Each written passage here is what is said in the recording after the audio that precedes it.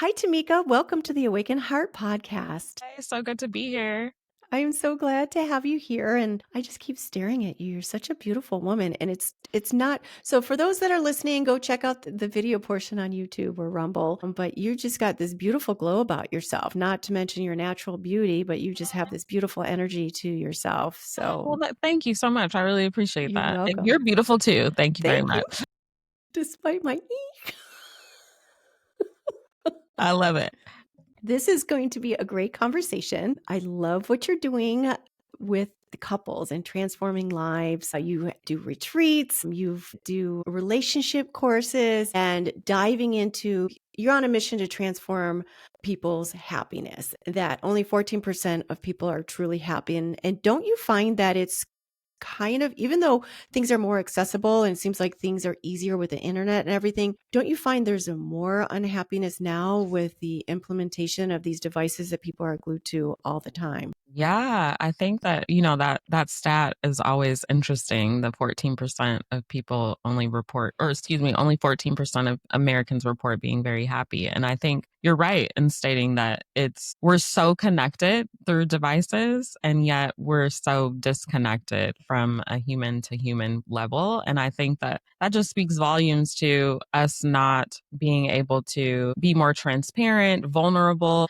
be able to be comfortable with one another in in-person scenarios. And I think for me, it's quality relationships is what Yes. helps to maintain happiness and just provide you with a level of understanding and connection. And I think that that's irreplaceable. So Mhm. that's my passion. That's my mission. That's my calling. And I appreciate and value quality relationships, and I want to see more people happy and invested in quality relationships. Yes. Yes, it's so important. Even if you're in a relationship, well, of course, your intimate relationships are so important. And then, even if you have an intimate relationship, it's so important to have your female relationships and then have your relationships outside of that. Of course, your relationship with yourself, but have relationships outside of the relationship and then have relationships with the relationship. And I know that I've been very fortunate that I've had some amazing girlfriends, living in Los Angeles, working in the entertainment industry, working on set for like 20 hours at a time. Sometime we didn't have really the cell phones. We didn't have smartphones then. We had a set The good old phone that we days. could use. Yes, the good old days where we would sit and talk to each other, share magazines, share books. And 25 years later, God, how long has it been? 27 years later almost, that we still have a really good group, close-knit group of friends, and friendships are especially important in somewhere like Hollywood, where you can Oh gosh. easily get taken off the track into the wrong crowd or be sucked into the Hollywood underbelly. So it's very important. I tell any young person that moves to Los Angeles, like, get your friendships in order. Yeah, I think, it's interesting you bring up friendships because, I'm all about couples relationships, but as I did a lot of couples retreats and a lot of connectivity within couples, I recognized that a lot of people were just having really major issues in connecting with people in general, not just Mm-hmm. on an intimate level. Slowly, I started progressing to ensuring that people and just kind of teaching people and helping people to understand that all relationships are valuable and friendships are key because you just something simple that you said is we just used to sit and talk. Like, do you know how Mm-hmm. many people just do not even just sit and talk? They're like, so On their even phone. myself and my husband, sometimes we crack up because we can be in the same room and we'll be like sending each other memes and reels, right? Yes, Like that's the thing. That's the it's like, entertainment it's thing. like, what are we doing? You're right next to me right now. Yes. But the point is that we are missing out on those platonic relationships too. And so many people are so confused. And I've had so many conversations about how to make quality friends, like how do you invest in nurturing friendships? And I think that it really is just about talking, like getting to know one Mm-hmm. another, right? And investing the time and energy that it takes to just talk. And it didn't used to be so hard because that was really like the only choice. But now we have these devices that Mm-hmm. take up so much of our time that it makes it much more complicated. Yes, it does. And that just, I had a notification that just came in. I thought I turned them off. There we go. And not just talking, but listening. Yes, And this is something that has happened even before our devices where people aren't really truly. listening and being present. So important. Like if you give someone 100% of your presence without thinking of the next thing to say, like having this dialogue in your head, and you know the people that you're telling them something, their eyes are glazing over, you know they're just waiting. They don't really hear what you're saying, and they just interject their own experience or Yep. like go into, did Which you is even so hear me? frustrating. It's so It's frustrating. so frustrating, but I think that so many people, take it as there are so many people that don't have the opportunity to voice what they're feeling. So the moment that they have the opportunity to do so, they interject. Hmm. And I think it just shows that, like, we weren't taught how to listen a lot of times. We didn't real recognize how essential it was to absorb Hmm. information versus relay information. And I think that, it doesn't have to be hard. It doesn't have to be complicated. And I think far too often we make interpersonal relationships or any type of conversation complicated when it should be a dialogue. And Hmm. the only way to have a dialogue is to listen and to speak. Hmm. You know what I Yes. mean? Yes. And I get so irritated. It's a pet peeve of mine. It's especially if I'm dating someone new. Mhm. It's good times. But even when, my female friends, it's when I'm talking and they're talking over me.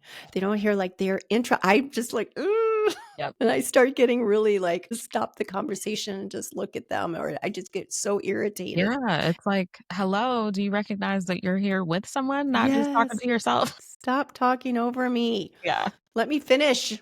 And then, Seriously, yeah. seriously. I think a lot of people are just so inclined to talk and be heard. They wanna be heard so Hmm. often. They are focused on the wrong thing. And I think a lot of times too, for me, when I am in spaces when I recognize that people are interjecting or are trying to talk over me, I'm Hmm. like, "Oh, you probably need some attention." Good for you. I was going to ask what would be a good response for that too, instead of Yeah, a like lot getting of all times it's snarky. like the ego is taking over and you feel like you need to be heard and you think that what you have to say is more important than what anyone else has to say. And 9 times out of 10, to be completely honest, it has more to do with self-esteem than the person that's with them. Like, a lot of times Hmm. if you're with someone and they're talking over you, you feel like, "Oh my gosh, like, you don't value what I'm saying." It has nothing to do with you. It really is the person, the individual is doing all of the talking. I always say the people that have the least amount of things to say are probably the smarter Hmm. people in the room. And that is because they recognize that it's only needed for you to speak up when necessary versus always having to Interjecting. project your voice. Your voice does not need to be heard all the time. So, yeah, a lot of times it's taking yourself out of the equation and recognizing, you need some attention. Recognize it, or do you say something? Because, Oh, yeah. I'm like, it what's a depends on. nice feminine way to say it? Getting your point across without Sure. It showing your depends. boundaries. It depends on the scenario. For me, I'm very honest. I don't know if it's the Virgo in me. I don't know if it's the history in me and the experience, but I'm just like, "Can I speak? Are you listening?"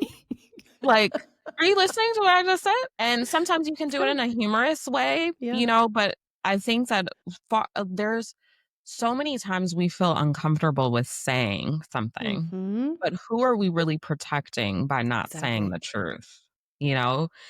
It may not be the most comfortable situation, but why? Because the truth is comfortable. Like, the truth is what will get you to the comfortability of what you desire, right? So I don't resist anymore. I'm just like, "Hey, are you listening?" Yeah, and sometimes, to be honest, I'll either ignore them. It's one or the other. It just depends on where I am. If I'm in a group and I don't want to interject or say anything, then I'll just be kind of silent. And that's me putting up my boundaries. Or Hmm. I'll do the opposite, which is say something. Good.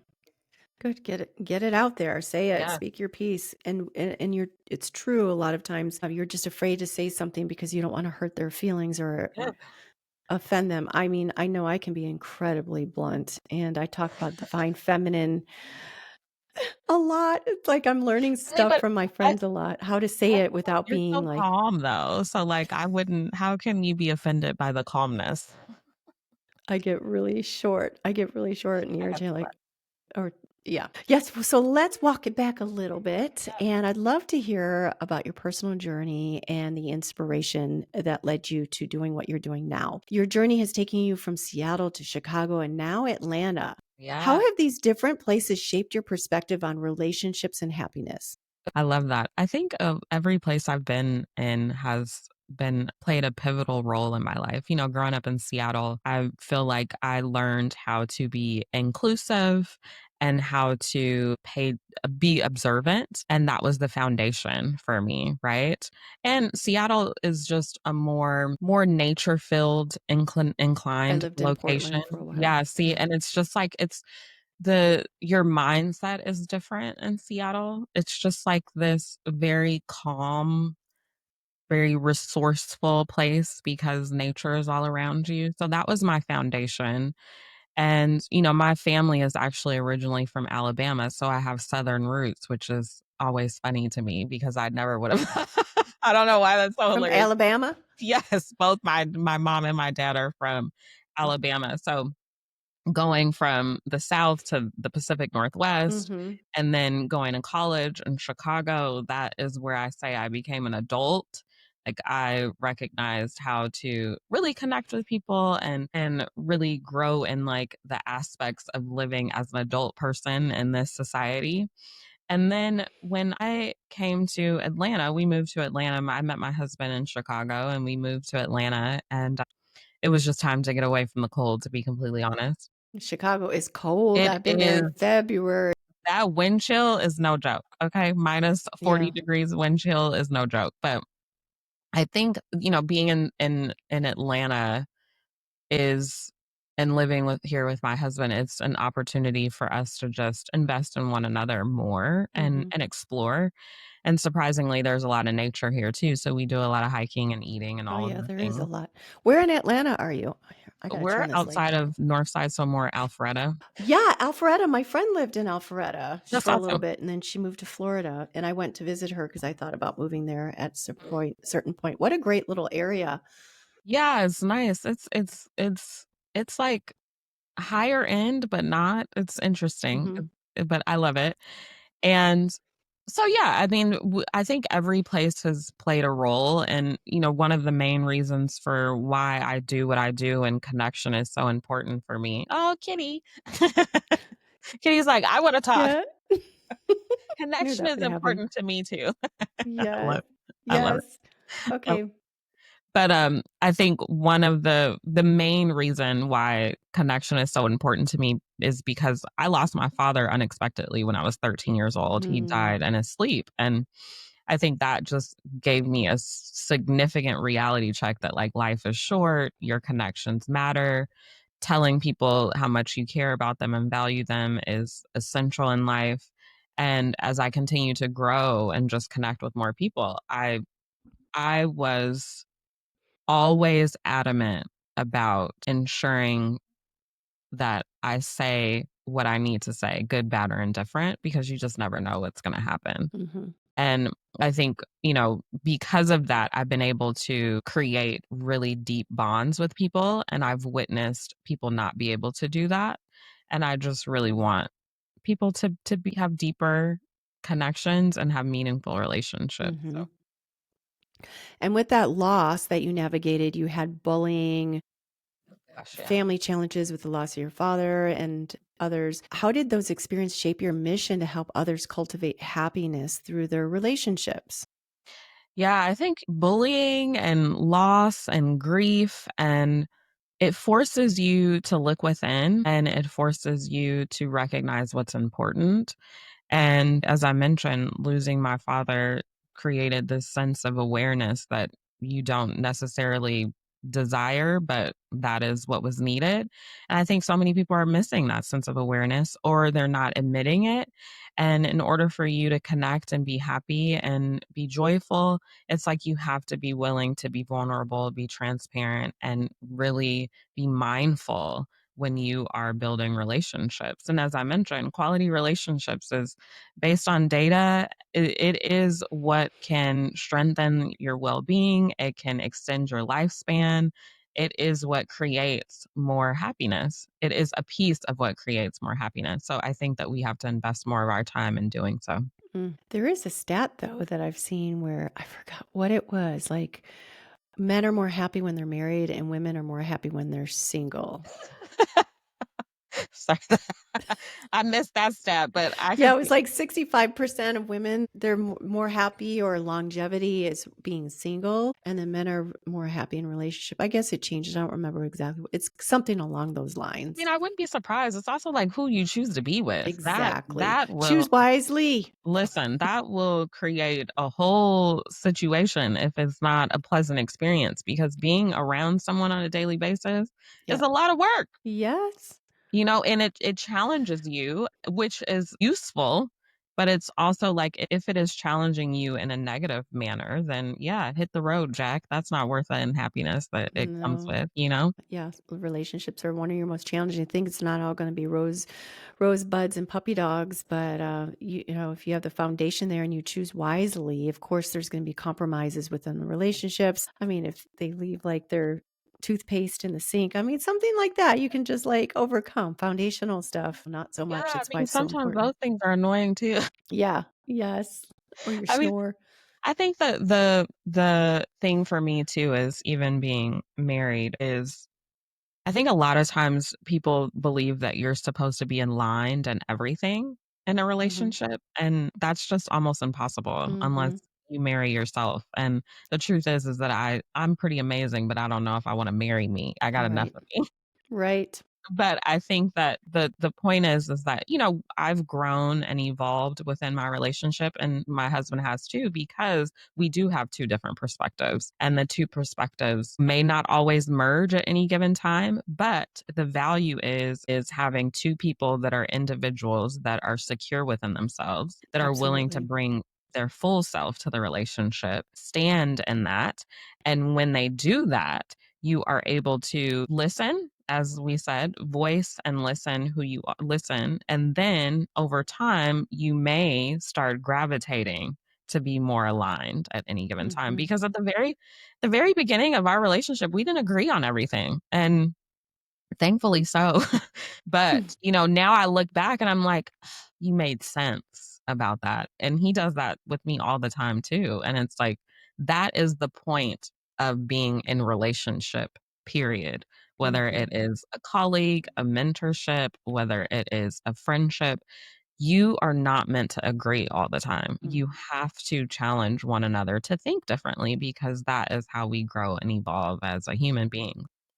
Yes, absolutely. And going back to what you were saying in regards to relationship, romantic, intimate, Mhm.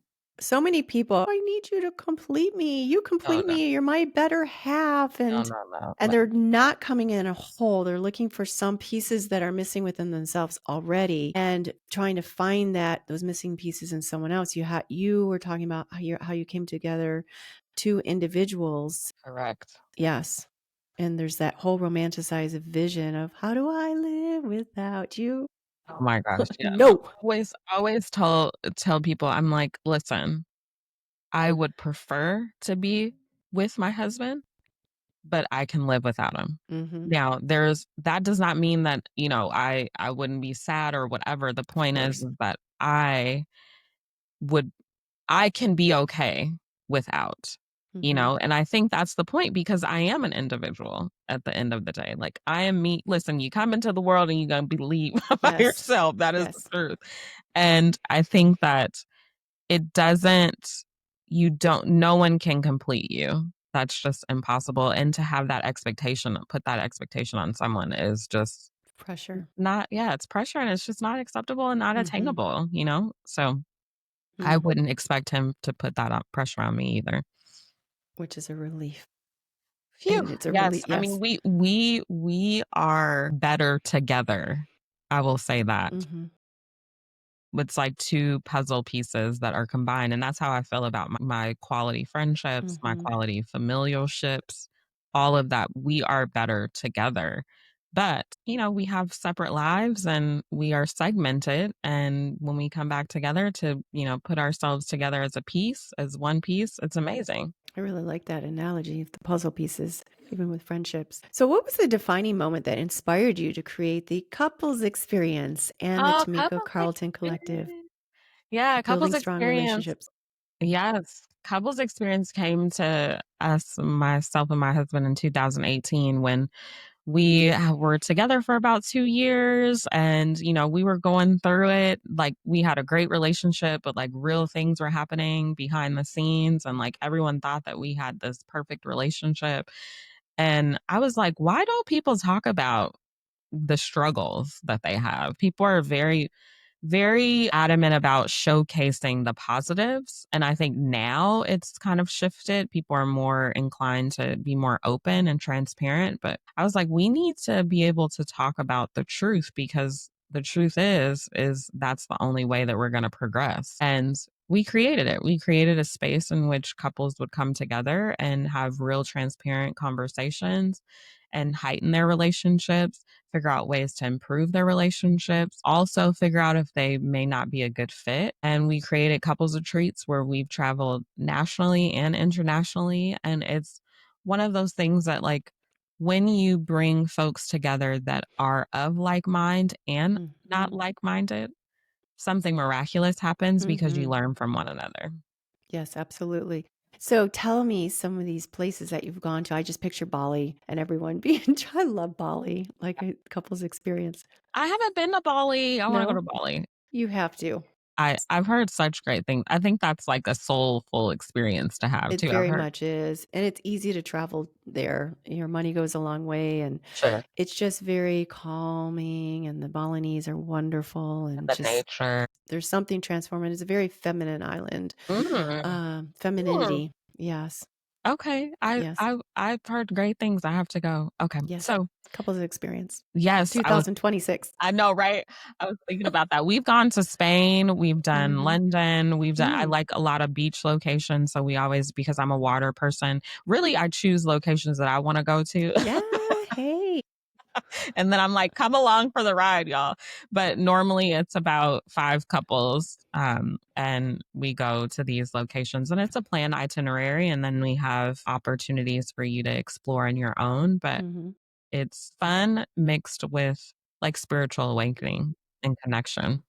And is it a week long, 5 days, 10 days? Yeah, I've learned that too long with people is not good, so just saying.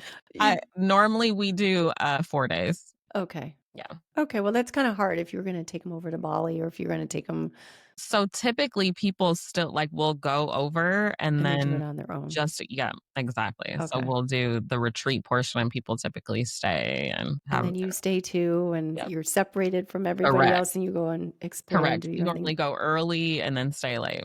Yes, wonderful. Where's some of your upcoming ones? I haven't planned any for this Bali, year. 2026.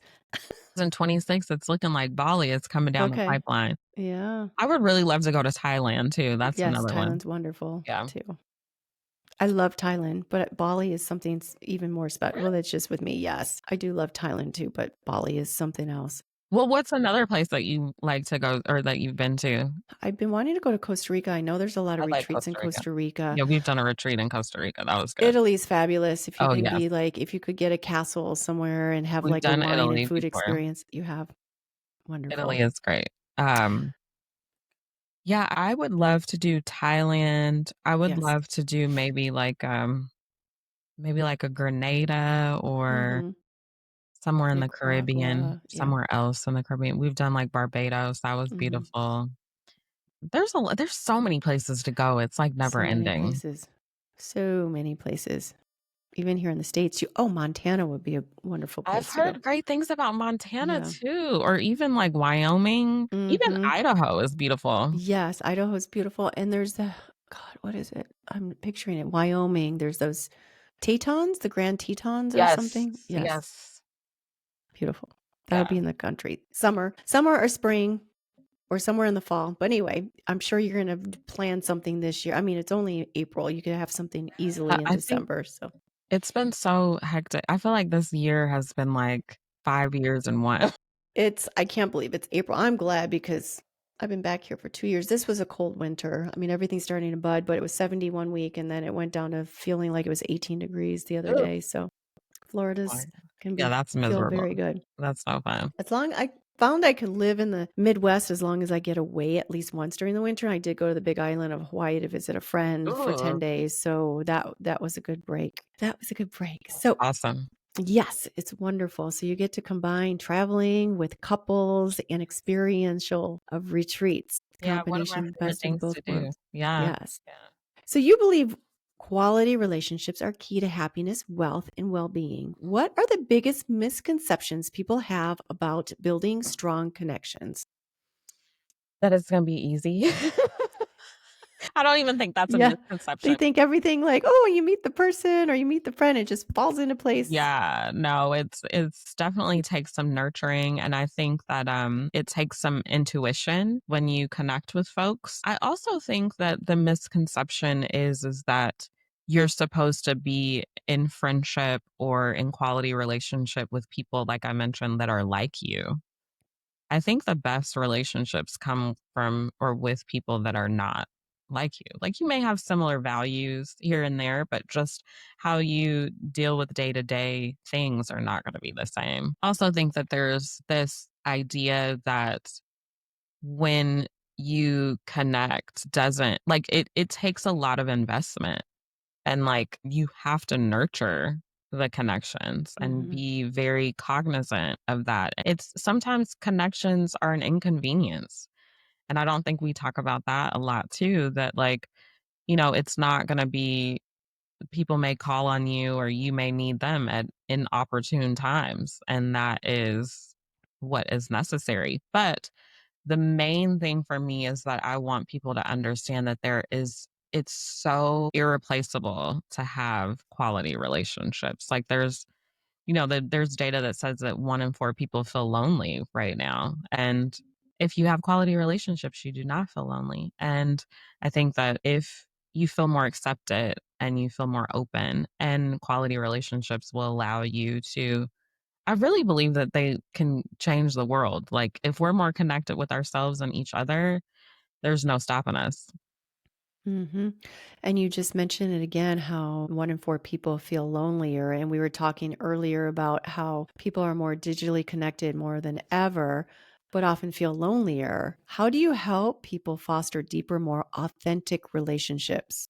Yeah, I think it's about having the conversation. First of all, recognizing that you want it and you need Mhm. it. I think a lot of times people don't even recognize that that's what they're missing. So now I've seen more people having this conversation, and that to me is exciting because we desperately need meaningful relationships. So having the conversation, being intentional about what you want and what you need and what you require, and setting those boundaries when people don't meet your expectations and being able to articulate clearly to the person what it is that you need. I think that there's like levels to it, right? I think people want it, but they don't know what they want.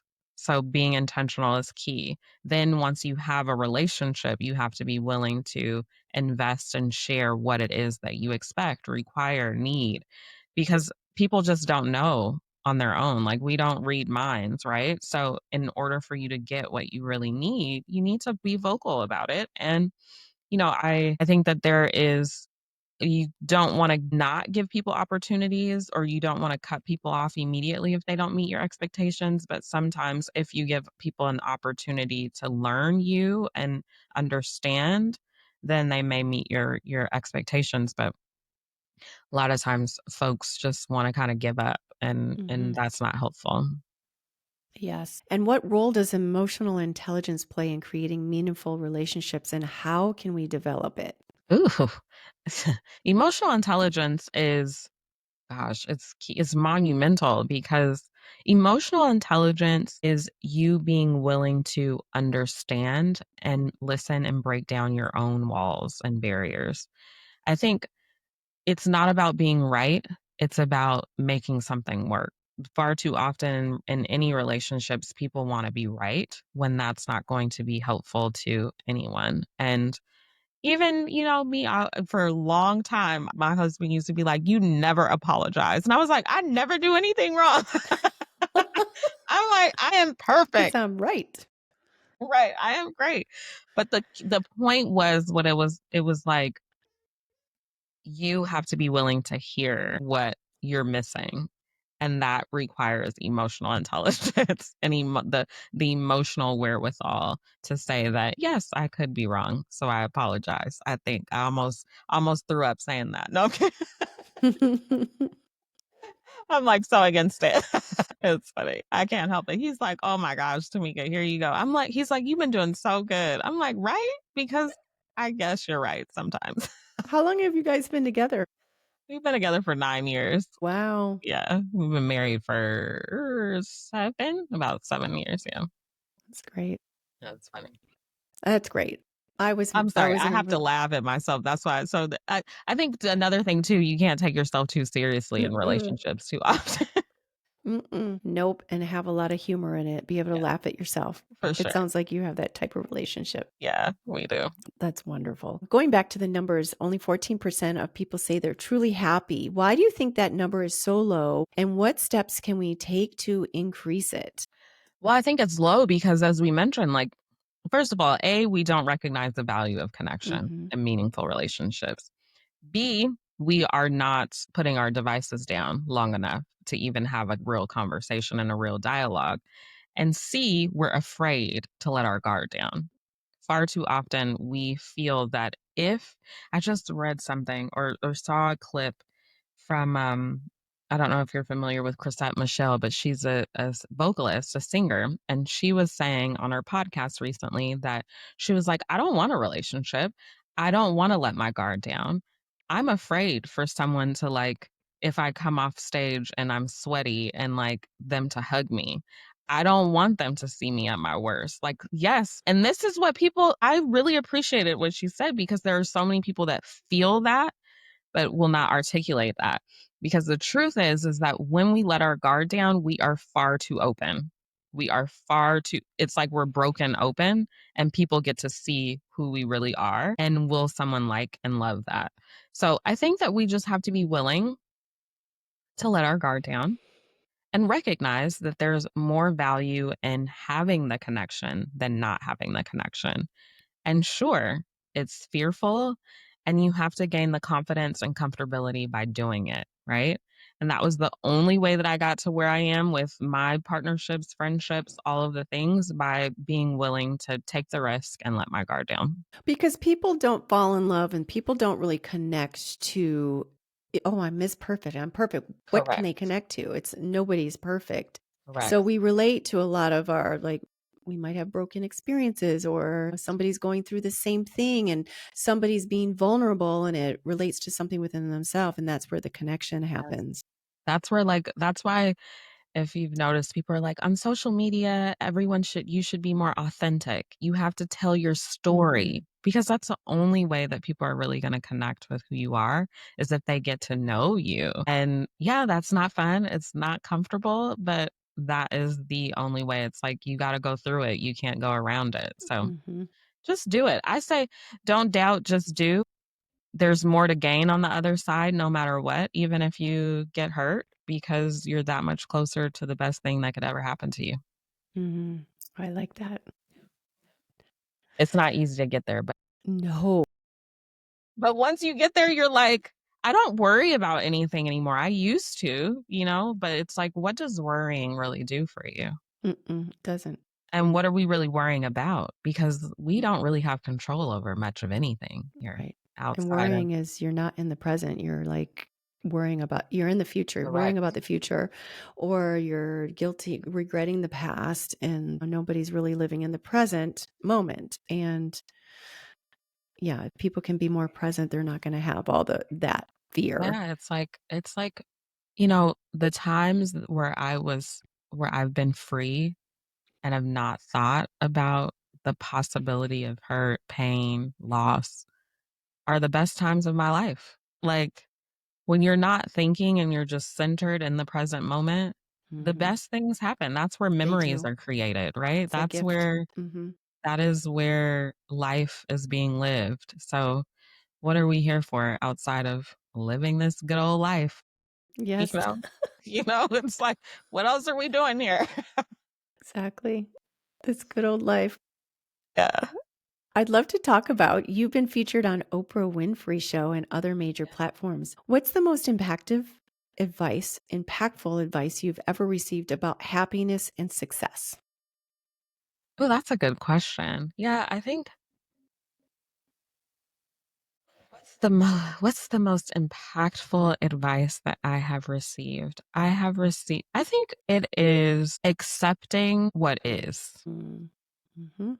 And I say that because I think that we have this idea, and Oprah practices this, or she's mentioned it in some shape or form, or a lot of spiritual gurus, if you will, say this, like just accepting what is, because there's really no other choice. There is, but Mhm. the other choice is to resist, and when you resist, you're causing yourself more suffering, and when you have more suffering, there's no way to reach true happiness. So, just accept what is and live in it and be. I think we're Mhm. always trying to do something, but trying is not a real action. Trying, you're really not doing anything, so just be.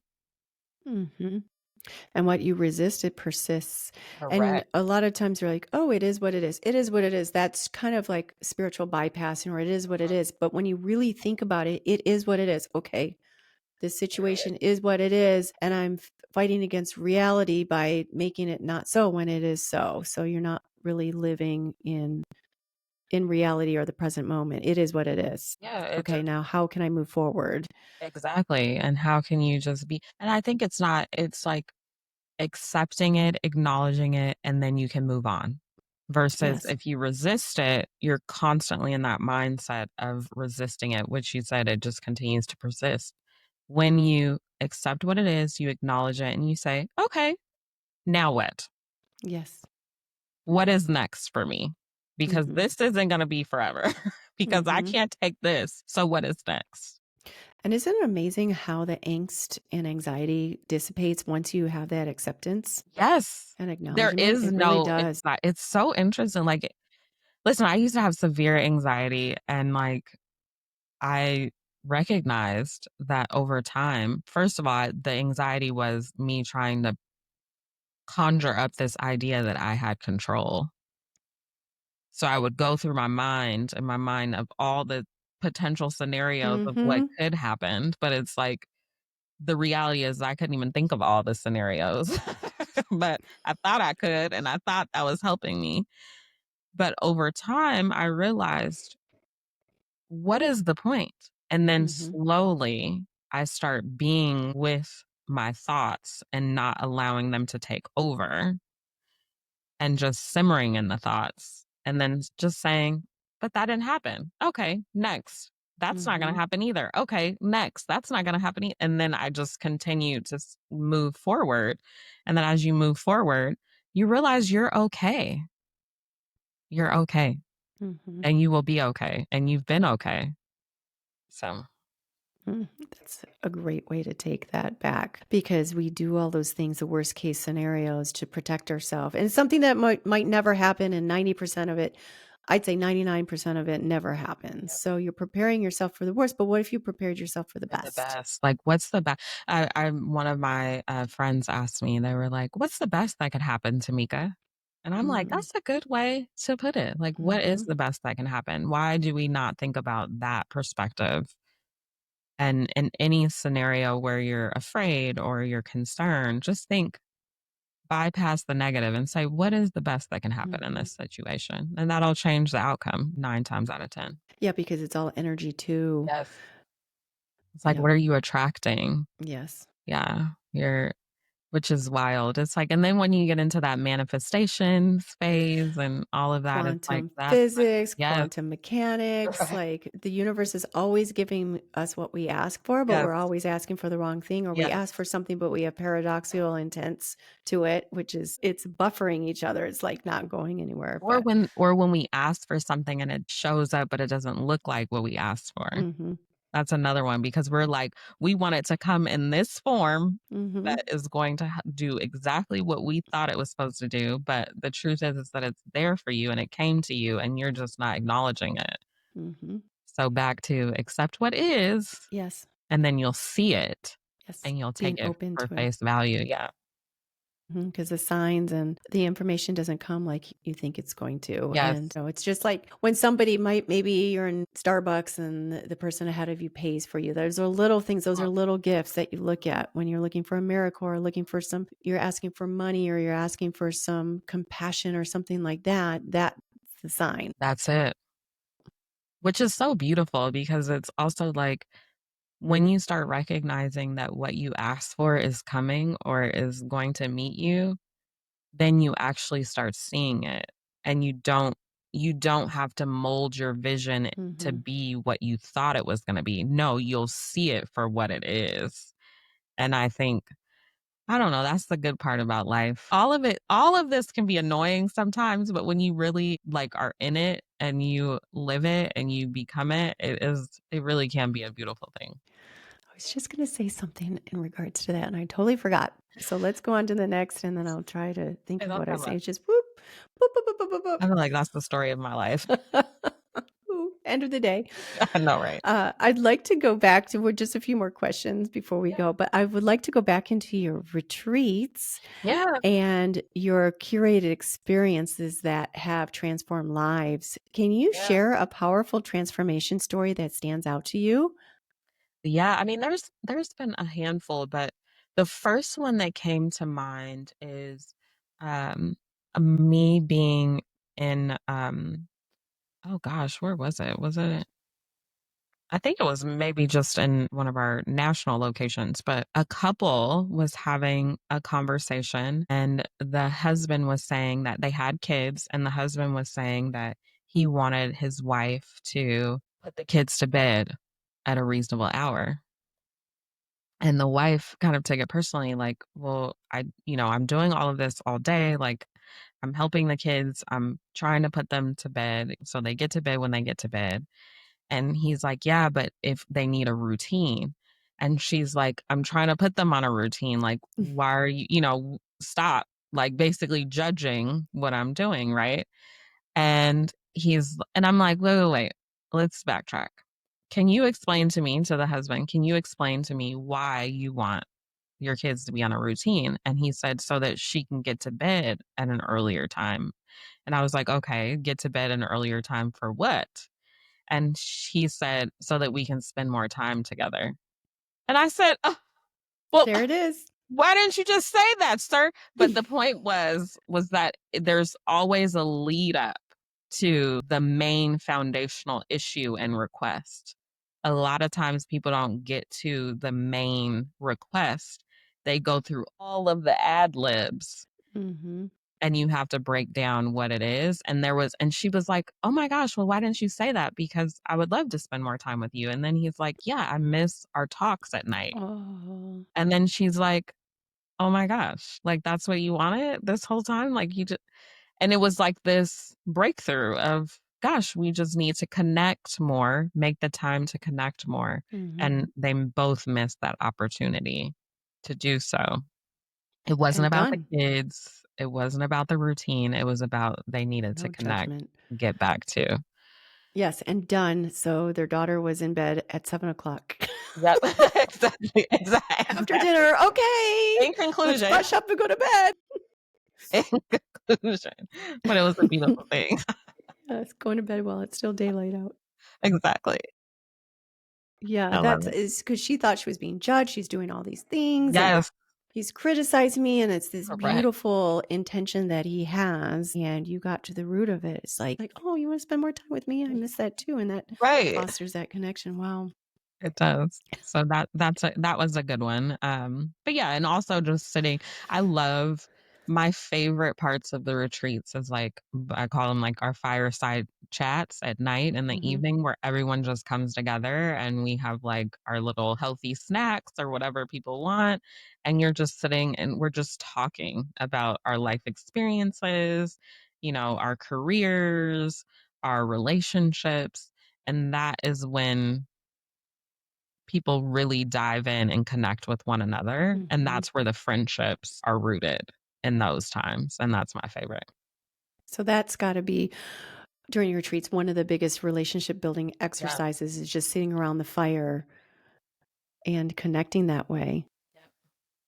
Nice. So, for all the listeners that don't have a fireplace to connect to, connect around, what is one relationship building exercise or practice from your retreats that listeners can implement today? Yeah, I mean, couch time is my best Mhm. time. Turn the TV off. Rub my feet. Yeah, that too, okay? I like the rubbing my feet, but just sit and have 10 minutes, 10-minute conversations. There's ways or we have, and cards that do well. They're like conversation cards, but there's so many conversation cards online these days that can help with, like, prompts if you want a special prompt, if you don't have any type of question that you wanna start off with or you don't know where to start, I think just scheduling or carving out 10 minutes to sit on the couch and talk or in the kitchen is a great start. Most times those conversations lead into other things and it becomes a long conversation, and conversation is how you connect. So, Mhm. It sounds like it'd be a good idea to I know you guys send memes from each other in the in the living room on your phones, but having some non-phone time, let's put it away for yes, at least a half an hour correct. so we can connect. Correct. TV, no music, no TV, no phone, just sit. Yes, Yes. I think that's so And important. I will say this. If you are unable to do that with your partner, your friend, your whomever, that relationship may not be what you need to be in. If Right. you cannot do that, that is a key red flag for me. That's good to add Yeah. to the list. Yes, I've seen people like you see them out in restaurants and they're not even talking to each other and they're on their phone I'm or like, the what's whole the table's point? on their phones. Yeah, what's the point? Why are you guys out? It's Don't put your wild. phone on the table. Exactly. It's like that happens all the time, Mhm. all the time. Yeah. Well, I would love for people to find out how to work with you, maybe go to a couples retreat, experience retreat, or work with you, or your podcast on the Real Connect podcast, which you started in January, which is your love doing. Yes. So, how can people find you? Yeah, the Real Connect podcast is all about how to build meaningful relationships. So feel free to visit tamikacarlton.com and all of the information is on there. In addition to, if you want to learn your connection style, take the quiz that is Hmm. on there. So tamikacarlton.com and I'll be waiting for you to learn your connection style and Yes. connect with me about relationship building uh, tips or anything that you need. Wonderful. And I'll put that in the show notes. Just two more quick questions. Yeah. This is a fun one. If you could curate the perfect relationship building playlist, what are three songs that would be on it? Oh my gosh. Okay. Curate I would probably say that's so funny. I can't even think. I think the first one would be the John Legend, Ordinary People. Don't ask me why that came up, but that. Take it. And I would probably say, oh, this is a good one. You stumped me. Wait a minute. I'm I like, wouldn't as be able much to think. music that I listen to, I can't even think. I Mm, wouldn't be able to think off the top of my head. Let me see. Who's a good artist that I love? I like. You're about to have me on my playlist. Yeah, take a look. Hey, there's Who no rush.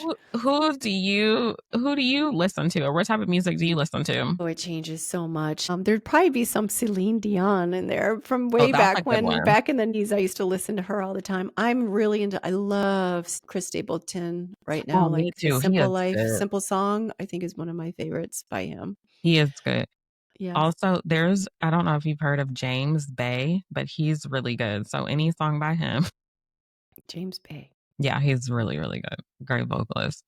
And it's like super emotional. So I would pick him. And then Maybe like a Mary J. Blige song. I don't know which one, but I love Mhm. Mary J. Blige. That's all Okay. I got. I can't Those are think. on the list. I'm gonna go pull some up. No, right? Well, it's been wonderful having you on. I have last question here that I ask all my guests. Yes. And like, how can I phrase this? I think, what does it mean for, usually it's, what does it mean for you to live with an awakened heart? But let's go from the couple standpoint. What does it mean for couples who live with an awakened heart? I think for couples that live with an awakened heart, it means that you are emotionally available and you are wanting to release your love. Like you're willing to break open your heart for love in Mm-mm. whatever form that takes. And you are vulnerable and transparent and responsible with handling other people's hearts. Because Mm. that takes a lot. So that's what I got. That's wonderful. And here's another one. I know your kitties. They're just coming up just as I'm finishing. Hey, babes. Kittens So turning into a year. Yeah. Well, Tamika, thank you so much for joining thank us you. today on the Awakened Heart podcast. Thank you so much. It was awesome.